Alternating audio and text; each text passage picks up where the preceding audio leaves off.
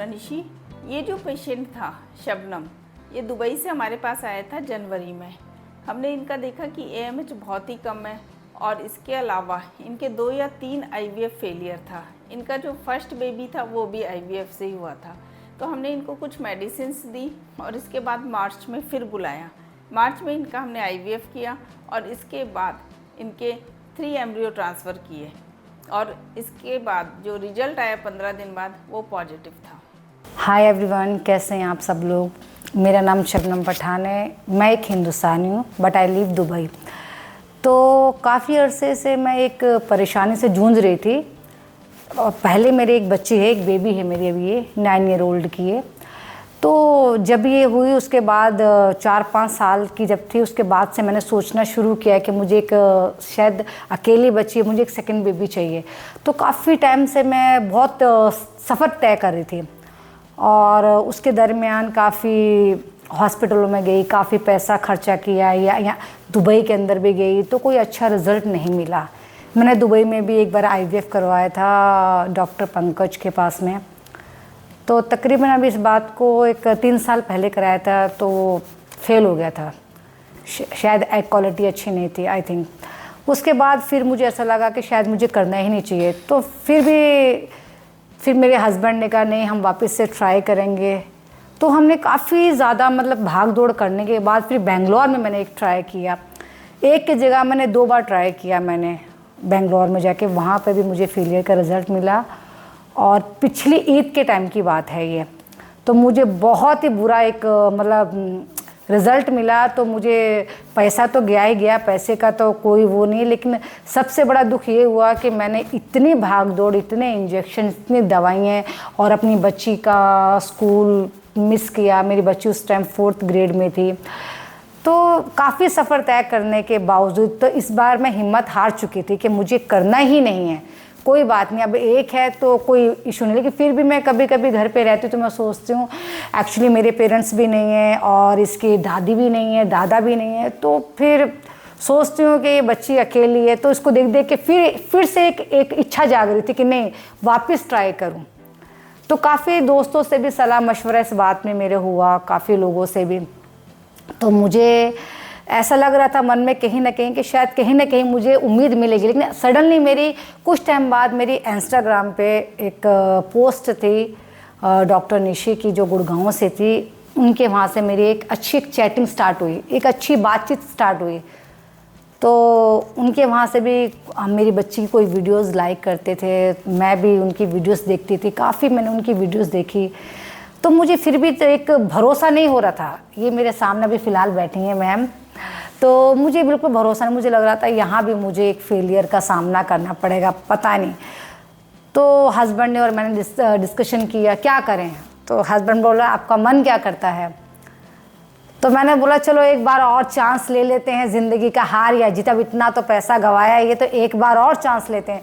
तो मैं इनके पास आई गुड़गांव में। तो मैं जनवरी में आई थी अपने हस्बैंड के साथ। उस टाइम पे हम लोग सिर्फ 2 दिन के लिए आए थे स्टे करने। और फिर मैम से मिली तो बड़ा अच्छा रिस्पांस मिला। तो मैम ने बड़ा अच्छे से मुझे समझाया, मेरे हस्बैंड को भी बड़ा अच्छा टीच किया। तो बहुत अच्छे एक पॉजिटिव वाली फीलिंग आती है ना बंदे को कि हाँ अभी कुछ हो सकता है। ऐसा नहीं कि कोई ख्याली पलाव वाले मैडम ने कोई सपने नहीं दिखाए मुझे। जैसे कि बहुत सारे, मैं अभी एक किरण हॉस्पिटल में गई थी, मैं नाम ले रही हूँ क्लियरी, बेंगलोर के अंदर है, बड़ा मशहूर है। उन्होंने बहुत सारे सपने दिखाए थे, लेकिन मैम ने मुझे ऐसा कोई सपना नहीं दिखाया। डायरेक्टली मेरे टेस्ट किए, 2 दिन का टाइम था और मुझे उन्होंने क्लियरली बताया कि आप फिक्र नहीं करो, मैं करके दूंगी। तो मुझे एक पॉजिटिव वाली बहुत अच्छी फीलिंग आई और मैं बहुत हैप्पी यहाँ से 3 दिन बाद मैं दुबई चली गई। फिर जाके मैंने अपना ये दवाइयाँ वगैरह स्टार्ट कर दी। फिर वहाँ से मेरा सफ़र शुरू हुआ, वापस आई मैं इधर अभी। तो मैं 29 फरवरी में आई। मैं 29 फरवरी में यहाँ पर आई थी। 29 फरवरी में मेरा ट्रीटमेंट स्टार्ट हुआ। तो I am so really happy. मुझे आज बहुत खुशी और बहुत ज़्यादा गर्व भी हो रहा है मैम के ऊपर कि मैम अपनी ज़ुबान पे एकदम कायम रही हैं। मैम ने कोई ख्याली पुलाव नहीं पकाया, बट मैम ने एक पॉजिटिव रिज़ल्ट दिया और मैं आपके सामने बैठी हूँ। ठीक है, आज मैं एक पॉजिटिव रिज़ल्ट के साथ यूए जा रही हूँ। आज तक मैंने बहुत पैसा खर्चा किया, 10-15 लाख खर्च कर चुके हैं सिर्फ एक प्रेगनेंसी के लिए। बट आज मेरी बच्ची भी बहुत खुश है, हैप्पी है। और सबसे ज़्यादा मुझे खुशी निशी मैम के पास आके हुई है। और मैं जितने भी लोगों से हाथ जोड़ के रिक्वेस्ट करूँगी, जितने भी फेलियर हैं, जो बांझपन से जूझ रहे हैं, सो प्लीज़ एक बार आकर विजिट करें गुड़गांव के अंदर। आपको श्योर 100% आपको एक अच्छा रिजल्ट मिलेगा, क्योंकि मैम किसी को ख्याली पुलाव नहीं पकाएंगी, मैम किसी का पैसा नहीं खा जाएंगे। मैम एक अच्छे रिजल्ट के साथ, पॉजिटिव के साथ आपको खुशी खुशी आपके घर भेजेंगी।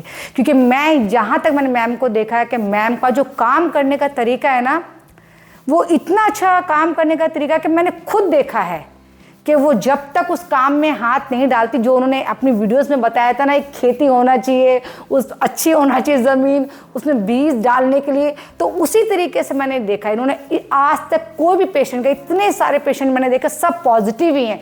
कोई पेशेंट मैंने अभी तक इनके यहाँ पे नेगेटिव नहीं देखा है। मुझे आज 1.5 महीना हो गया है और 17 को मेरी फ़्लाइट है, मैं दुबई जा रही हूँ और बहुत खुशी खुशी जा रही हूँ। और अब शायद गुड़गांव आऊँगी मैं बच्चे लेके, इनसे मिलने के लिए, मैम से। और सब लोग प्लीज़ विज़िट करें मैम के पास में, बिंदास आएँ और मैम आपको बहुत अच्छा रिजल्ट देगी। थैंक यू सो मच निश मैम। हाँ, शबनम जब मेरे पास आई थी बहुत परेशान थी, पर अब ये इतनी खुशी खुशी जा रही है तो मुझे बहुत ही अच्छा लग रहा है। और मैं आशा करती हूँ कि इसके अच्छे से ट्विंस हों, इसको भी सिबलिंग मिले और मेरी तरफ से इनको ढेरों थैंक यू मैम। तो ये मैम का है। तो आप जितने भी लोग फेलियर हैं या बांझपन से जूझ रहे हैं, जगह जगह पैसा ना डालें, सिर्फ एक बार आकर आप विजिट करें गुड़गांव के अंदर। आप जब विजिट करेंगे तो आपको पता चलेगा कि मैम क्या है, आपको जो एक फर्स्ट टाइम में आपको रिजल्ट मिलेगा। सो प्लीज़ विजिट करें।